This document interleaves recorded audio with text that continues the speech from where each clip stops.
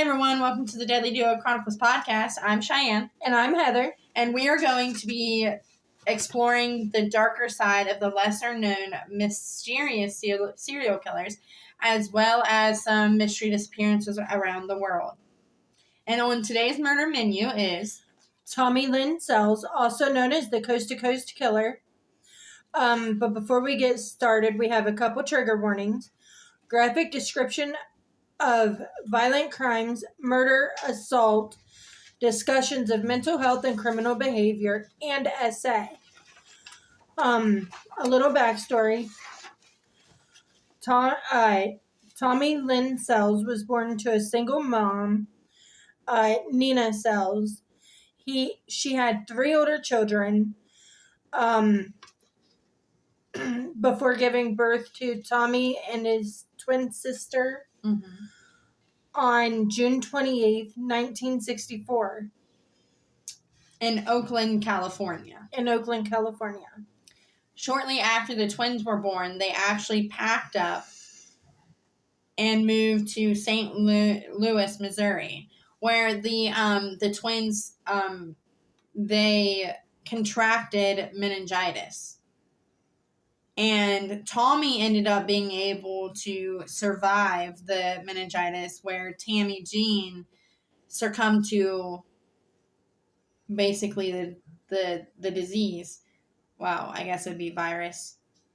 Not really a medical expert, but soon after Tammy passed, Tommy was sent to go live with his Aunt Bonnie, which basically his mother abandoned him.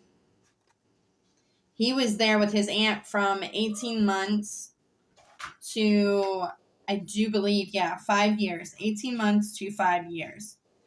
When his mother actually only come back into the picture to get Tommy because she had learned that Bonnie went to file for adoption.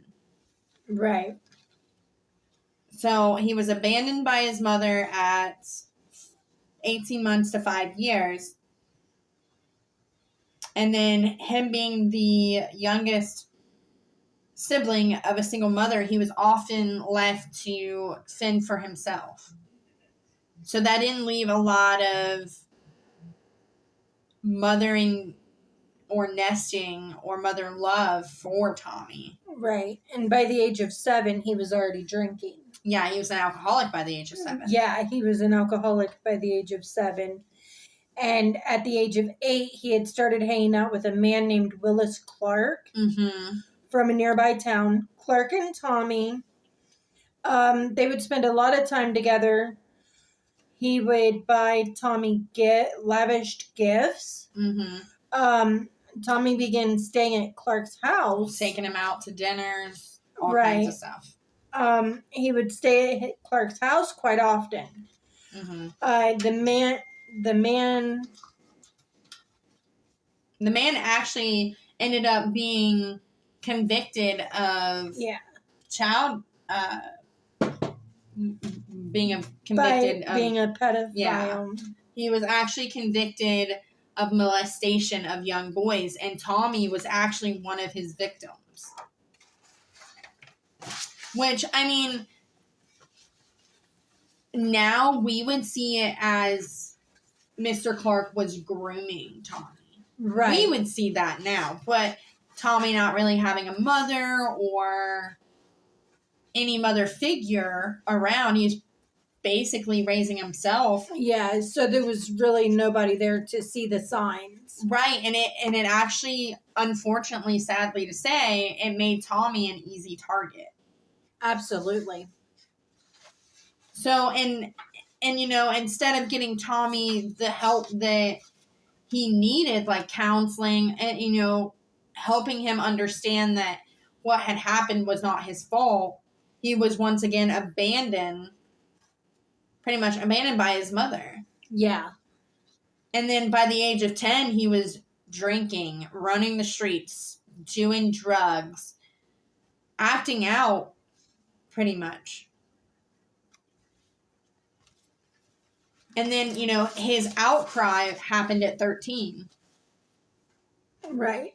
At the age of 13, Tommy had gotten naked and climbed into bed with his grandma. Within days of the incident, instead of his mother seeking out help for him, she once packed him up and abandoned him. Yeah, she abandoned him once again. Like, she literally didn't leave so much as a forwarding address. None of that. She just up and left.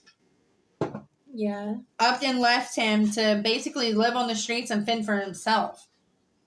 I guess maybe she was ashamed. I mean, 13 climbing in bed with your grandmother naked. Clearly a sign for outcry help, but, Right.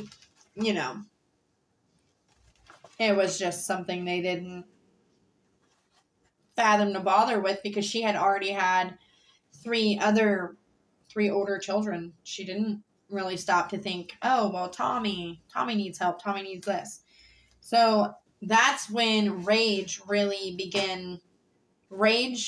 and violence and drugs really begin to set in. Yeah.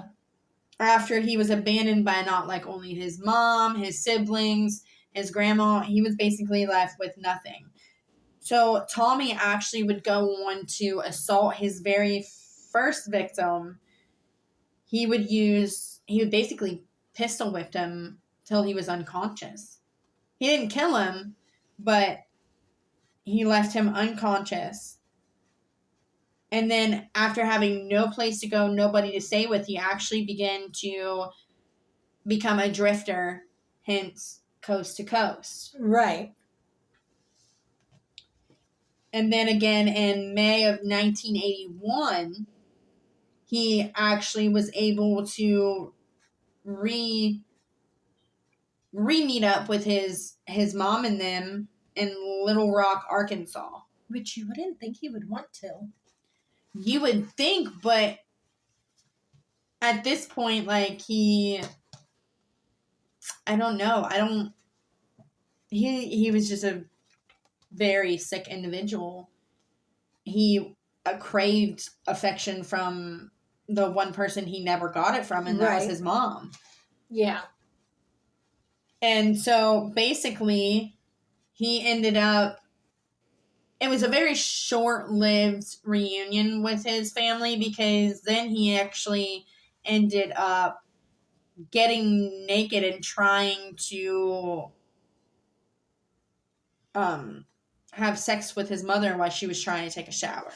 So once again, she was like, I can't have you here. Right. We're leaving. And then he would go on to robbing and stealing cars, going in and out of prison for theft, Assault, public intoxication. Once again, on multiple occasions. Yeah, and they could have actually, you would think now the system's built a lot of times where, like, they have rehabs, rehabilitation centers. Like, clearly this is all an outcry for help that was actually missed by not only his mom, the judicial system, it was actually missed by everybody. Right. And then, between drifting, stealing, and never really being in one spot for too long, actually kind of made it easier for Tommy to hide in plain sight.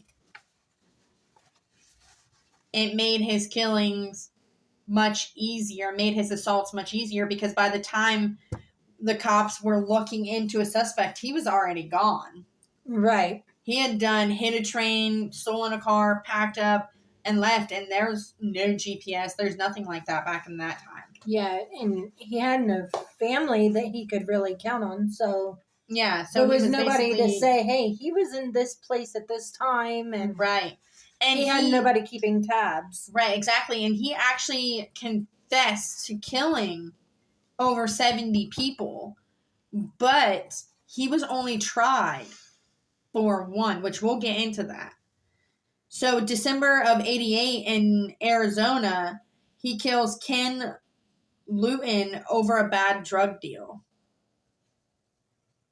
And then between December to January of 88 in Salt Lake, Utah, once again, he didn't stay in Arizona very long, he kills a woman and her 3-year-old son and disposes their body in Snake River, Idaho, which her name's actually unknown.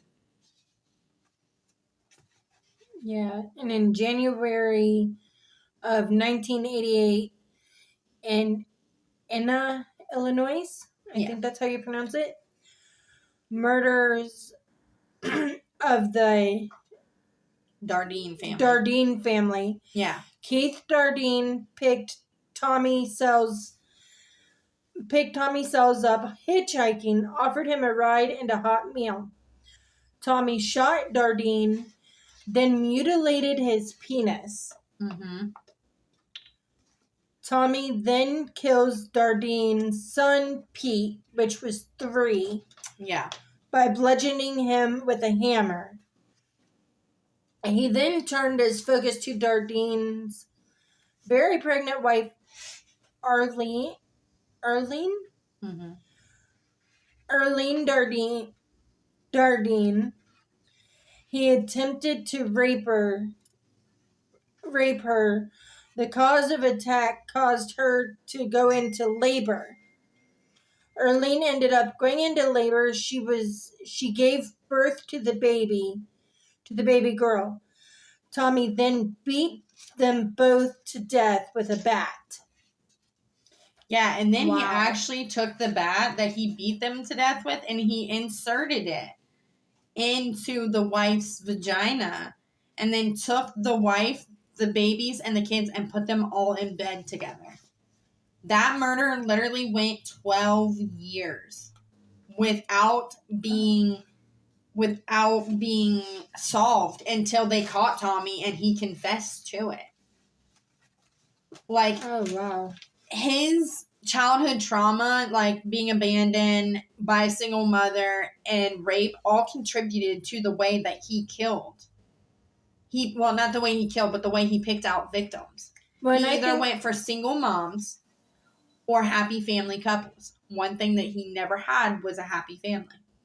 Well, and I think even the mutilation of the penis part contributes into... because of where he was molested himself. And there's actually speculation that, once again, just speculation, that Dardeen had actually made a sexual pass at Tommy, which caused the mutilation of the penis. I don't have concrete evidence on that. I've only read it on like maybe 1 or 2 sites. Yeah. So there's not really a whole lot of evidence, but I mean, mutilation of the penis would, it could have been, or it could have just him literally, Keith touched him the wrong way, and it, once again, childhood trauma, being molested, could have sent him into a blind rage. It could have been that trigger. And yeah, that exact trigger that ended his life. Yeah. Like a PTSD response almost. Right.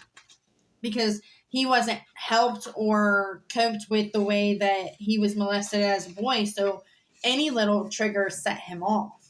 Right. And then again, he murdered in 1988 in Lawrence, Massachusetts. He rapes and murders an 11-year-old girl, Melissa Tremblay. And then January 27th of 89 in California, he kills an unnamed prostitute and disposes of her body. And then he jumps to April of 89 in Roseburg, Oregon, and kills another unnamed woman.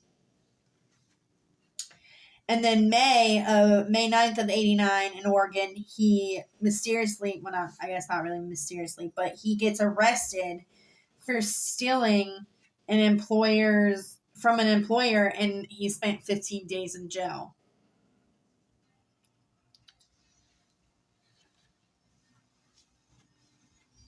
And in August 16th of 1989 in North Little Rock, Arkansas, or I cannot say that word right now. It's Arkansas, man. Yeah, Arkansas. He was arrested on theft charges.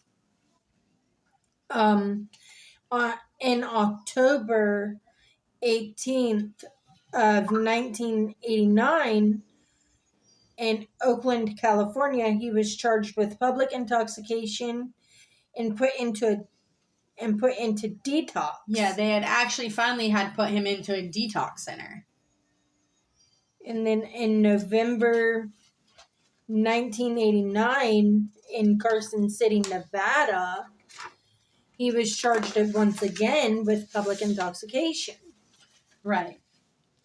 And then he would go into December of 89 he would bounce to Phoenix, Arizona. He then got hospitalized for a heroin overdose.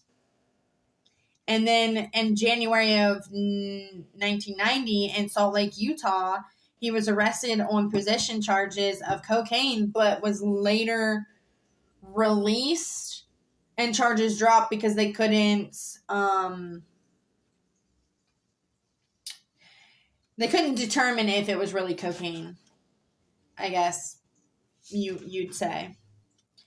And then in January of 1990 in Rawlins, Wyoming, he was arrested and sentenced to prison for auto theft, but was shortly released in January of 91. Yeah, and in December of 1991 in Marianna, Florida, Yeah. he kills 28-year-old Trisha Hall and her 5-year-old daughter, Tiffany Hall. They was bludgeoned to death with a wooden table leg. Police originally suspected that the suspected serial killer Angel Matranio, is that how you say it? Matranio. Reason that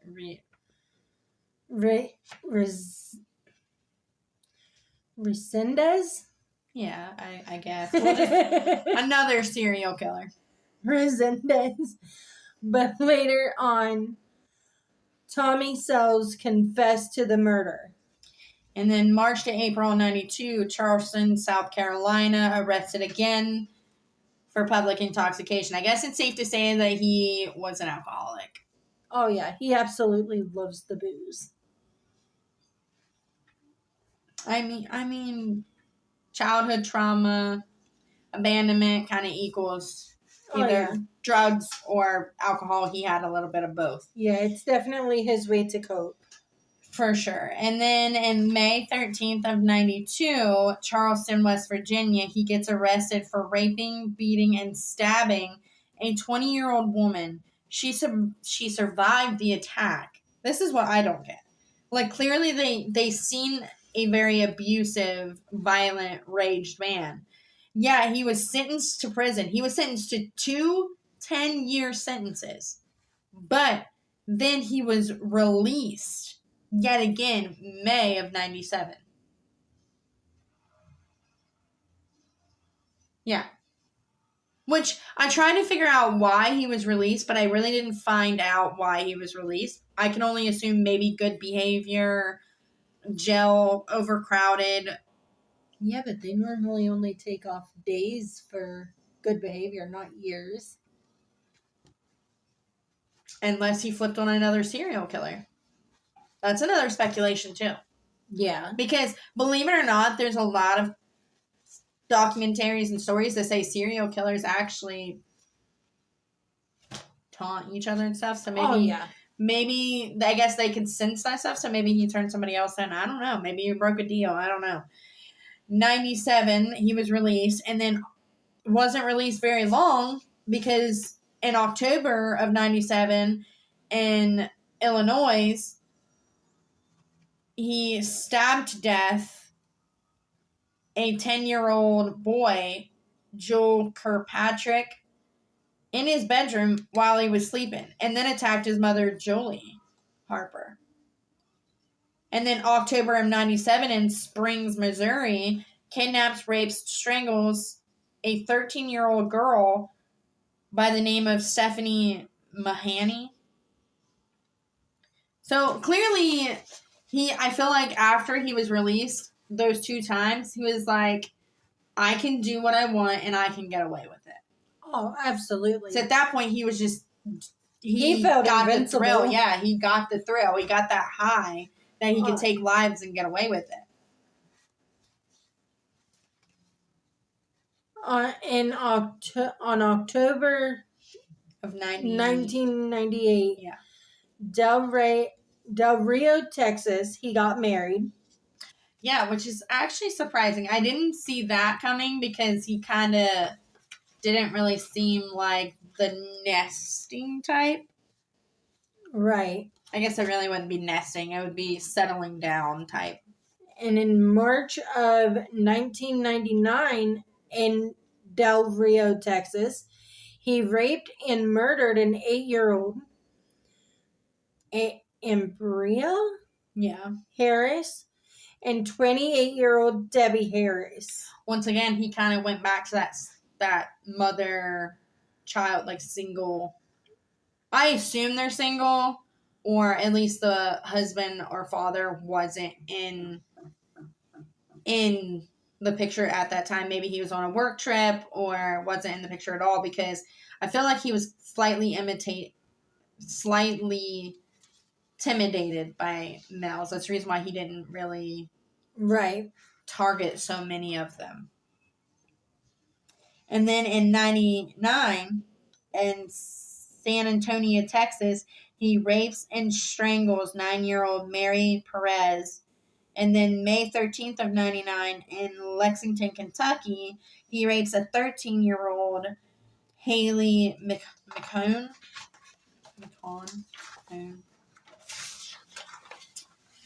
And then between mid-May and June in Madison, Wisconsin, Tommy ends up getting, once again, put in jail, but this time for disorderly conduct. Yeah. And on July 3rd in 1999, in Kingfisher, Oklahoma, Tommy shoots and kills a 14-year-old Bobby Lynn Bulliford. Yeah. And December 31st, 1999, once again in Delray, Texas, he murders his last victim, 13-year-old Kaylin Katie Harris.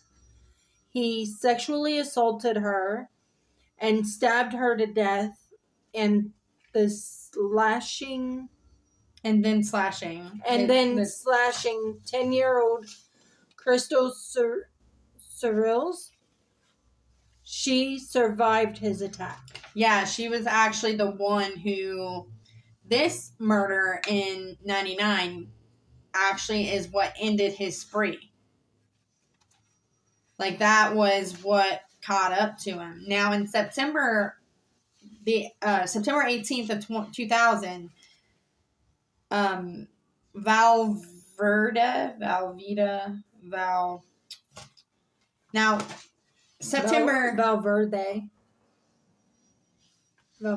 County. Valverde. Mm-hmm. Okay. Sentenced. Okay, so September 18th, 2000, Valverde County convicted Tommy of capital murder, but only for the 13-year-old, Katie Harris. But then he followed a separate sentence, a separate hearing on September 20th, 2000, sentencing Tommy to death by lethal injection, which by then the media had already named him the Coast to Coast Killer. Right. So he got a head rush from that. And then what was it? And then April 3rd of 2014, he was finally sentenced to death by lethal injection. At that time, Tommy was the 15th murderer to be executed in the U.S. in 2014. He was also the 1,374th murderer executed in the U.S. since 1976, as well as the 5th murderer to be put to execution in Texas in 2014 and the 513th murderer executed in Texas since 1976. So I feel like this one set the record. Like, didn't really set the record, but it kind of was a little bit of a big deal for Texas. Oh, yeah.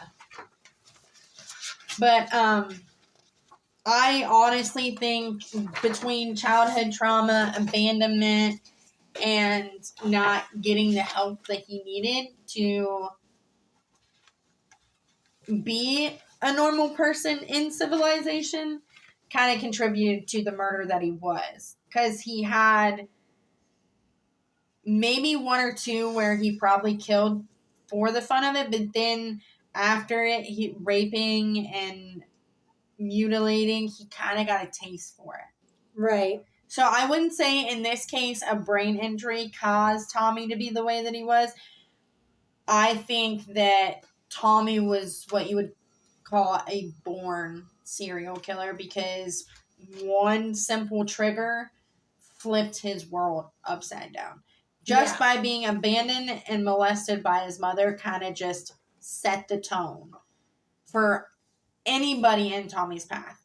And because he never stayed tied down, never stayed in one spot for very long, it was so easy for him to get away. Not to mention, once he was done raping and murdering one of his victims, they couldn't tie his DNA. Right. There was no DNA, and if there was, it wasn't very good. Yeah, and he didn't, he seemed to skip, a lot, and there was pauses in between. Yeah, there was pauses, but it also helped that there was no DNA, and there was no this, and there was no that. And if there was fingerprints, it 1 in a million. And it was mainly cops and stuff not communicating. Yeah, they didn't really have a system like they do now. Like, you can type in you can type it in the computer of similarities, and there's just, it can cross-reference from here to there, and it's more communication. And back then there was a lack of it. And a lot of times he hit small towns. Yeah. Well, I guess they wouldn't be very small, but they weren't a wide variety. Yeah, they're not what we would consider small. Yeah, true. I mean, we grew up in a very small town. Yes. So. Yes, everybody knew everybody. But I would definitely, this case kind of intrigued me a little bit because of the fact that he was able to go on for so long and fly under the radar for so long and not get caught. Right. And his crimes, as horrific as they were, it just blows my mind that there was no catching him sooner. Literally, he basically was in and out of jail. So, if they had him on file, they just didn't have anything to compare him to. Right. Because it seems like the towns that he would get arrested in for, intoxication, he hadn't committed murder or raping just yet. Oh, yeah. It was just maybe assault. So it was just assault, intoxication. Testing the waters a little bit, kind of. Right. Once again, all speculation. Absolutely. All speculation from here and out. Our little twists on it. Most of, everything's factual. Just our thoughts. Yeah, just our thoughts on it. But that's going to be a wrap on this week's episode. Thank you for listening or watching. Once again, I'm Cheyenne. And I'm Heather. And if you want, hit that like and subscribe button so you never miss an episode. New episode every Sunday. Let's try that again. New episode Sunday. Try that again. New episode Sunday.